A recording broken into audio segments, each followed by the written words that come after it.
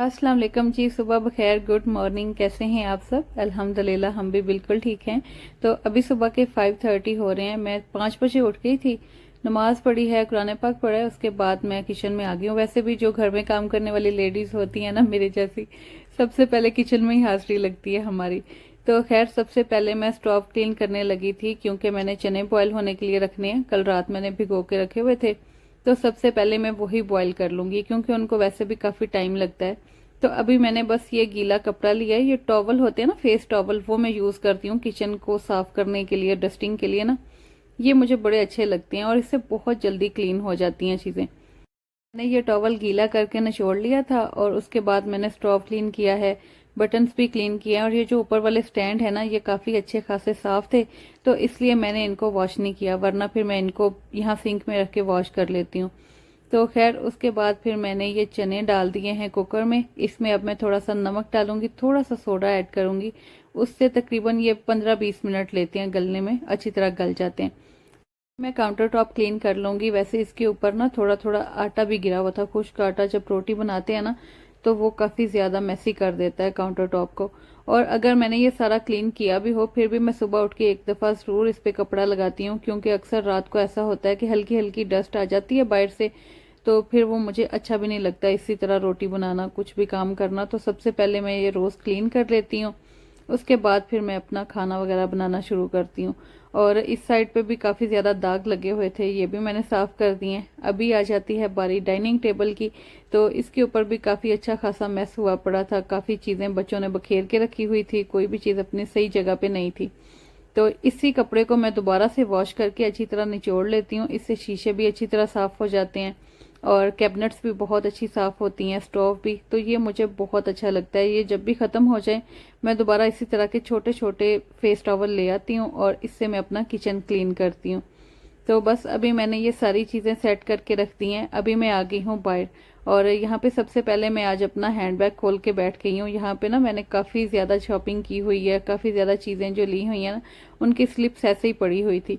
और ये रखनी पड़ती हैं अक्सर, कोई चीज़ वापस करनी हो, कुछ अच्छा ना लगे, कुछ रेट कम या ज़्यादा हो जाए, तो फिर ये स्लिप होनी चाहिए पास। तो ये काफ़ी ज़्यादा सारी हो गई थी मेरे बैग में, तो ये सब मैंने निकाली हैं। और ये पिक्चर्स हैं बिलाल की, जो उस दिन फ़ोटो स्टूडियो में गए थे ना बनवाने के लिए, ये पिक्चर्स बनवा के लाई थी मैं। खैर अभी मैंने अपने हैंडबैग में से भी सारा कचरा निकाल लिया और जल्दी में मैं अपने हॉस्पिटल की स्लिप भी फेंकने लगी थी, लेकिन मुझे पता चल गया कि नहीं यार, ये मेरे काम की है, तो वो मैंने वापस अपने हैंडबैग में डाल ली है। अभी मैं सीटिंग एरिया में सबसे पहले अपना टेबल क्लीन कर लूँगी। अच्छा, टेबल को साफ़ करने के लिए मैंने 2 वाइप्स लिए थे, 2-3 टिश्यू लिए थे। सबसे पहले मैं वाइप्स के साथ साफ़ करती हूँ, कोई दाग वगैरह लगा हो तो वो भी आराम से उतर जाता है।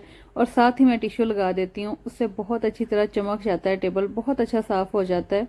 और खैर उसके बाद मैं सोफ़ा वगैरह सेट कर रही थी। सोफ़ा साफ़ करने के लिए ना मैंने अलग से एक ब्रश रखा हुआ है। ये ब्रश सिर्फ़ और सिर्फ मैं अपने सोफ़ा पे यूज़ करती हूँ और बेड के ऊपर, और इसके अलावा मैं इसको कहीं भी यूज़ नहीं करती। इससे बहुत अच्छी डस्टिंग हो जाती है सोफ़ा की। वैसे देखने में ये सोफ़ा बहुत अच्छा था, लेकिन जब मैं इसको यूज़ कर रही हूँ ना, तो मुझे पता चला है कि जब भी इसके ऊपर हल्का सा कुछ कचरा वगैरह हो जाए, हल्की सी कोई डस्ट वगैरह आ जाए, तो बड़ी मेहनत करनी पड़ती है इसको साफ़ करने के लिए। हल्के फुल्के हाथ से तो ये उतरता ही नहीं है ना, और कपड़े से भी झाड़ लें तो वो भी नहीं उतरेगा, क्योंकि इसका स्टफ़ ही इस तरह का है कि कोई भी चीज़ हो, वो डस्ट वगैरह बिल्कुल साथ चिपक ही जाती है। हालांकि सर का बाल भी हो ना, वो भी साथ चिपक जाता है। तो ब्रश से अच्छी तरह रगड़ रगड़ के साफ़ करना पड़ता है मुझे। रात को मैंने कपड़े भी वॉश किए थे ना, तो वो यहाँ ही मैं डाल देती हूँ सोफ़े के ऊपर। तो अभी वो ड्राई हो गए थे, उनको भी मैंने समेट लिया है। और अभी जो प्रेस करने वाले कपड़े हैं वो भी मैं साथ ही कर लूँगी। बच्चों ने जो आज पहनने होंगे, जो मेरे हस्बैंड ऑफिस पहन के जाएंगे, ये सारे कपड़े मैं रोज़ के रोज़ साथ ही प्रेस कर लेती हूँ। वैसे मुझे ना इस तरह बहुत ईजी रहता है, अपनी रूटीन को फॉलो करके मैं बहुत खुश हूँ।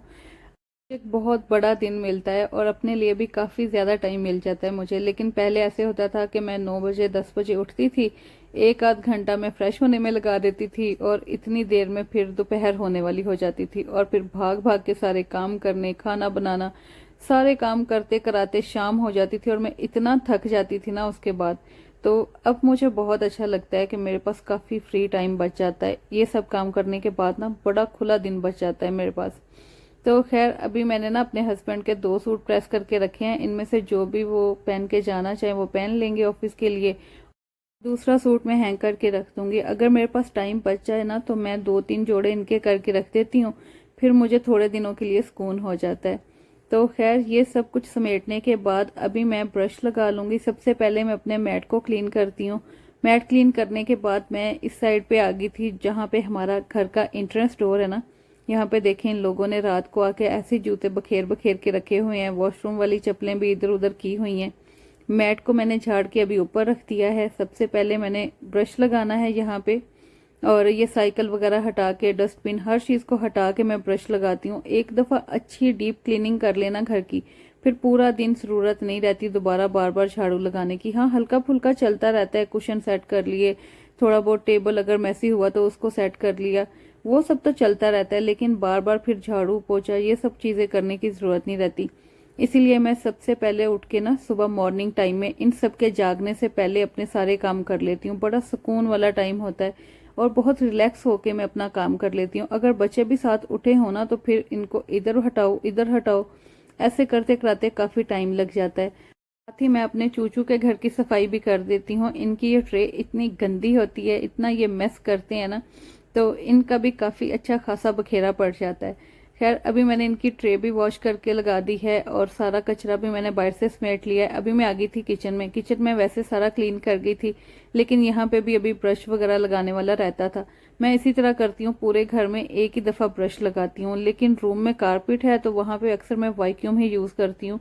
तो वो मैं हफ्ते में 2 दफ़ा भी वैक्यूम कर लूँ ना तो इनफ है। सुबह सुबह ही मैं अपने चूचू को खाना पानी भी दे देती हूँ। इनको खाना देने के बाद ना मैं पिंजरे का रुख दूसरी तरफ कर देती हूँ, क्योंकि ये जब खाना खाते थे ना तो इस तरफ को बहुत ज्यादा बखेरते थे और आते जाते वो मेरे पाँव को लगता था।